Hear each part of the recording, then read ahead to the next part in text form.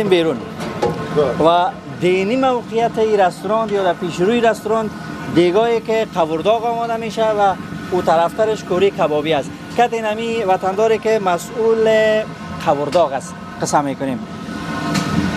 خب باشین که می موترسکیل من نمیفهم از کی است اینمی استاد کرده. خب نام خدا این یک دیگ، این دو دیگ و دو دیگ هم اینی طرف 4 دیگ. من نمیفهم که حتما در 4 از این قورداغ آماده میکنن یا یکیش از روش است دیگهش از قورداغ است. این هم پرسان میکنیم. خسته نباشی خلیفه جان. سلام علیکم. خوب هستین؟ خیر جان جان. بخیر آرامیست ان شاء الله. شکر خدا. سلامت باشی استاد. اینطور نشه که من خودت دگه بگیرم دیگت بسوزه که من تاوان نمیتونم مقصد. ان شاء الله نمیسوزه. معرفی شیم نامتان؟ نام ما خلیفه اکبر از سرپل است ولایت سرپل. خلیفه اکبر سرپولی خلیفه آشپز قورداغ. قورداغ است. مخصوص قورداغ. قورداغ است بله. خیر ببینید. قورداغ پختن مشکل است یا قابل پختن؟ والا هر کدام به حساب خودش است دیگه. ما برادر قابل پخته کردن نمیتونیم. نه پخته کردن نمیتونیم و قابل پخت قورداغ ما. قورداغ پخته کردن نمیتونم. میگه هر کشت به کارندش. بله. میگه هر کسی را بهر کار ساختن مهر او را بر دلش انداختن. همونطور است نه؟ چقدر وقت است مصروف هستی؟ ما قورداغ پزی بله بله. شاید تقریبا 35 36 سال میشه. 35 36 سال. بله. چند سال هستی؟ ما 58.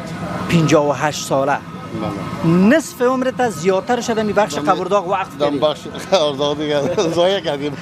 نه کلان خدمت است دیگه ضایع نه. اوج استفاده را کردین از عمرتان. بله. شکم وطندارا را سیر کردین. سیر کردیم. بله خوشحالت به خدا.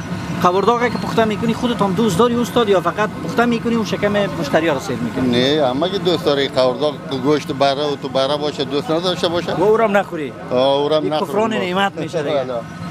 خب قورداغ چند دقیقه وقت میگیره که پخته شه استاد؟ قورداغ 1 کیلو قورداغ یعنی تو دپارتین برای یگان 1 ساعت وقت میگیره. 1 ساعت وقت میگیره. بعد ما تیار کرده میمونیم مشتری رو به اختیار آزاد میگیریم. منتظر نمیمونیم. خب روغنش کدام روغن است و گوشتش کدام گوشت است؟ گوشت بره است، روغن گل آفتاب پرست.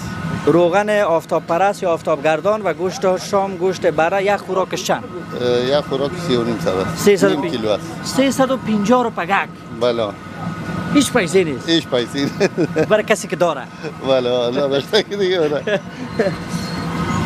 غذاهای رستوران سمرقند کدام غذایش خودت زیاد دوست داری و چاش یا شو نوش جان میکنی؟ ما زیادتر قابلی میخورم. قابلی میخورم. والا بیشک است به خدا. بیشک است. خب خدا تو را خیر بده استاد. با عزت باشی. تشکر. آرام باشی. خیر ببینی. بیا که تو بریم اونو طرف سر کوری کباب.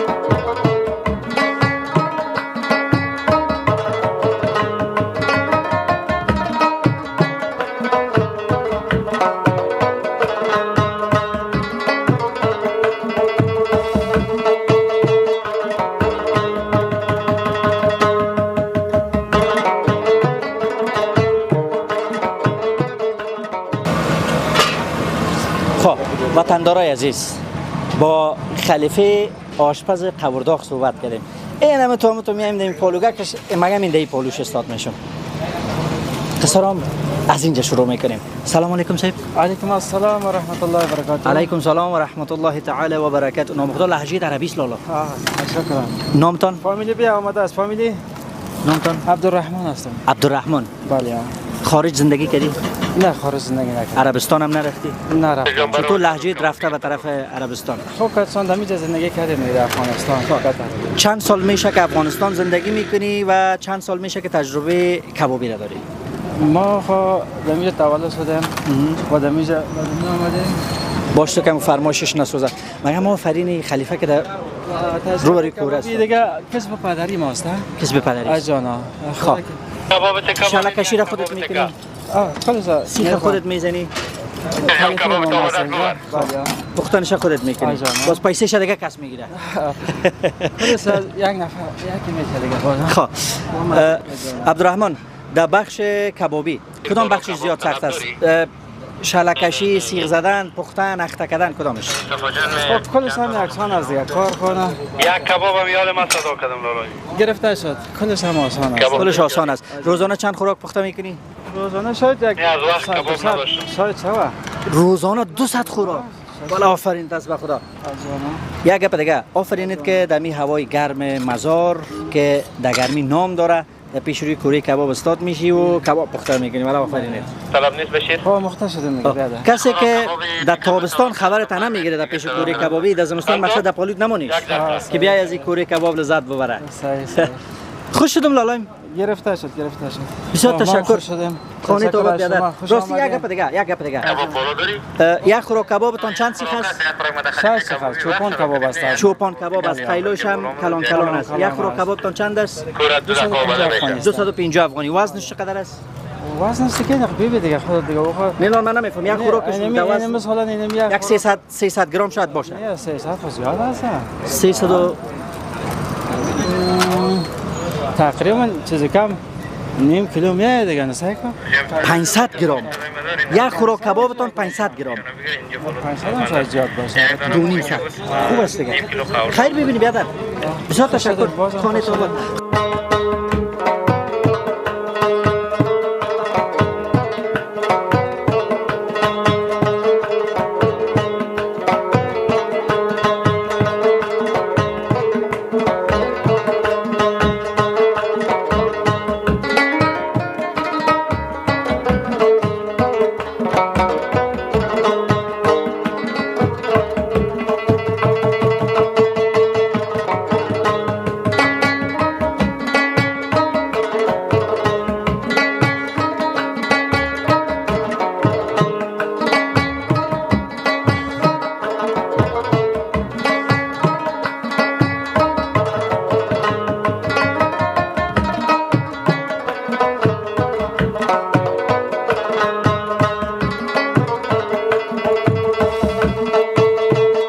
وطندار عزیز در کنار دیگه خوبی ها و ویژگی هایی که سمرقند رستوران داره اینی هم یک از خوبی های دیگهش که میتونه انواع کبابا را در اینجا پشت ویترین بچینن که از گرد و خاک و چنگ و میکروب و عفونت و این و آن جلوگیری بکنن.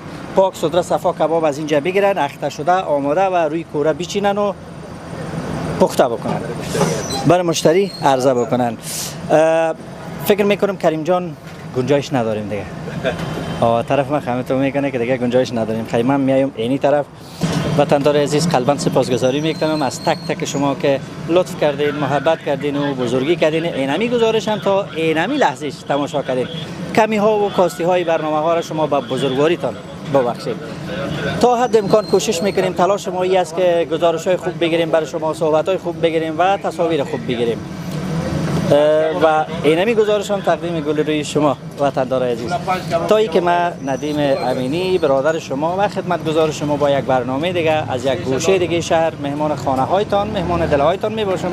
شما رو به خداوند کریم و رحیم امانت میسپارم.